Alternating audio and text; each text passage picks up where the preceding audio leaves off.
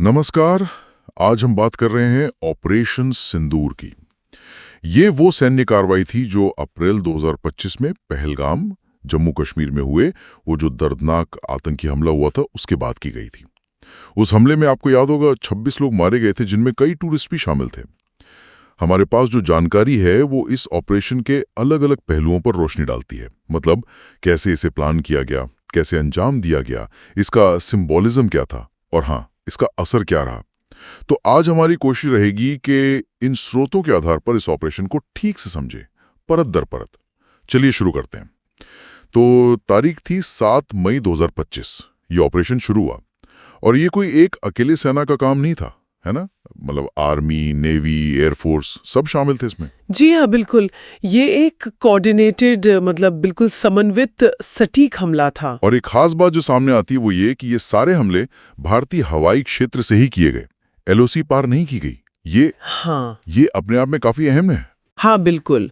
और स्रोतों के अनुसार इस ऑपरेशन में पाकिस्तान और पाकिस्तान अधिकृत जम्मू कश्मीर यानी पीओजे के वहाँ जैश-ए-मोहम्मद, लश्कर-ए-तैयबा और हिजबुल मुजाहिदीन के 9 आतंकी ठिकाने थे। उन्हें सफलतापूर्वक निशाना बनाया गया, नष्ट किया गया। 9 ठिकाने। और ये बात भी सुनने में आई कुछ सोर्सेज में कि हमले सिर्फ पीओजे के तक ही सीमित नहीं थे, ये पाकिस्तान के मेनलैंड तक गए। हाँ, यही बात इस ऑपरेशन को शायद सबसे अलग बनाती है।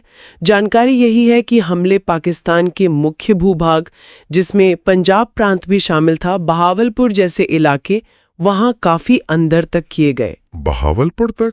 ये तो वो इलाके हैं जिन्हें पहले शायद मतलब पहुंच से बाहर समझा जाता था। बिल्कुल। और इसीलिए ये भारत की जो काउंटर टेररिज्म स्ट्रैटेजी है, आतंकवाद विरोधी रणनीति, उसमें एक बहुत बड़े बदलाव का संकेत था।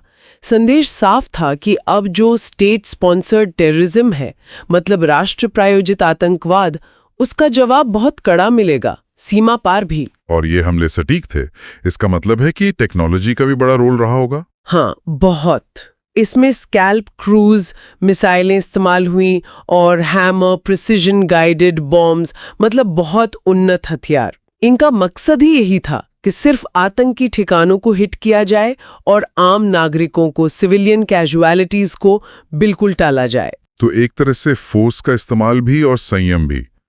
अच्छा, पर पाकिस्तान की तरफ से कोई रिएक्शन, कुछ जवाब आया? हाँ, जानकारी ये है कि पाकिस्तान ने कुछ ड्रोन और मिसाइल हमलों से जवाब देने की कोशिश तो की, लेकिन भारत के एयर डिफेंस सिस्टम ने उन्हें रोक दिया। मतलब वो नाकाम रहे। अच्छा, तो भारत का डिफेंस भी तैयार था। जी। अब आते हैं इस ऑपरेशन के नाम पर, सिंदूर। ये नाम काफी मतलब सोचने पे मजबूर करता है। इसका क्या महत्व था? हाँ, ये सिर्फ एक कोड नेम नहीं था, इसका एक गहरा सांकेतिक मतलब है। ये नाम असल में पहलगाम हमले के जो पीड़ित थे, खासकर वो युवा जोड़े जिनकी जान गई थी, उन्हें एक तरह से श्रद्धांजलि थी। और सिंदूर, जैसा हम जानते हैं, भारतीय संस्कृति में सौभाग्य और जीवन का प्रतीक है। तो ये नाम आतंकवाद के खिलाफ भारत के संकल्प को भी दिखाता है। जीवन का संकल्प, बिल्कुल। और इसका असर फिर देश के अंदर भी देखने को मिला होगा। हाँ, बिल्कुल। 2025 का जो स्वतंत्रता दिवस समारोह था, उसकी थीम ही राष्ट्र प्रथम और नया भारत रखी गई थी। और उस समारोह में इस ऑपरेशन से जुड़े नायकों को सम्मानित भी किया गया था। सही कहा। तो ये ऑपरेशन सिर्फ एक सैन्य कार्रवाई नहीं थी, ये एक नीतिगत बदलाव भी था। निश्चित रूप से ये भारत की पॉलिसी में एक बहुत क्लियर शिफ्ट था कि अब आतंकवाद और उसके जो स्पॉन्सर्स हैं, उन्हें सीधा और प्रोपोर्शनल, मतलब आनुपातिक जवाब मिलेगा। ये सिर्फ पाकिस्तान के लिए नहीं, एक ग्लोबल मैसेज भी था। दिलचस्प। अच्छा, एक और बात पता चली है। इस ऑपरेशन का नाम और लोगो इतना पॉपुलर हुआ कि इसके ट्रेडमार्क के लिए भी कोशिशें हुई। हाँ, ये भी एक इंटरेस्टिंग पहलू है। कुछ प्राइवेट कंपनियों ने ऑपरेशन सिंदूर नाम और लोगो के लिए ट्रेडमार्क एप्लीकेशन दी। हालांकि अभी तक किसी को मंजूरी मिली नहीं है, पर इससे ये पता चलता है कि पब्लिक इमेजिनेशन में इसकी कितनी पहुंच रही।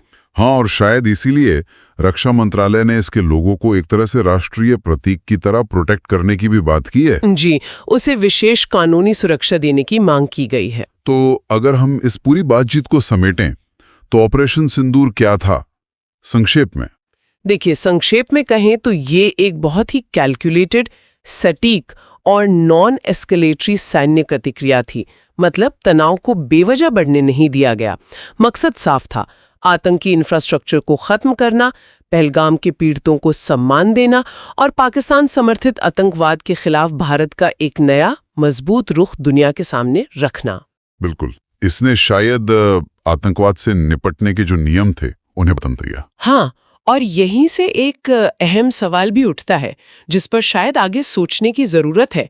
वो ये कि जो तात्कालिक नतीजे हमने देखे उनसे आगे बढ़कर अगर सोचें तो इस तरह के जो ओपन और प्रिसाइज हमले हैं, इनका क्षेत्रीय स्थिरता पर, रीजनल स्टेबिलिटी पर लंबे समय में क्या असर होगा, और क्या इससे राष्ट्र प्रायोजित आतंकवाद की जो डायनामिक्स हैं वो बदलेंगी। ये कुछ ऐसे पहलू हैं जिन पर आगे भी गौर करना होगा। बिल्कुल, एक सोचने वाला बिंदु छोड़ा है आपने। चलिए, आज के लिए इतना ही।